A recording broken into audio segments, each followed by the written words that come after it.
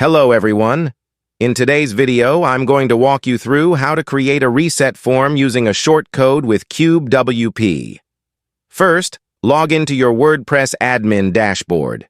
From the left-hand menu, navigate to CubeWP and click on Dashboard. Once the page opens, you'll see the All Shortcodes Cheat Sheet option in the list. Locate the shortcode for the Reset Password form, and you'll also find an option to copy the shortcode. Go ahead and copy it, as you'll need it for the next step. Next, go to the Pages section in your WordPress dashboard and click on Add New.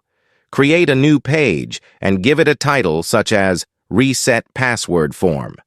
In the content area of the page, paste the shortcode you copied earlier. This will embed the Reset Password form into your page. After pasting the shortcode, click Publish to make the page live. Next, go to the CubeWP section and click on CubeWP Settings. Here, you'll see the option for URL config. Go there now, and you'll find the option for Password Reset Page. Select the reset page you just created. After selecting it, don't forget to save the changes. Note that sometimes the permalinks don't save automatically, so you may need to change them manually.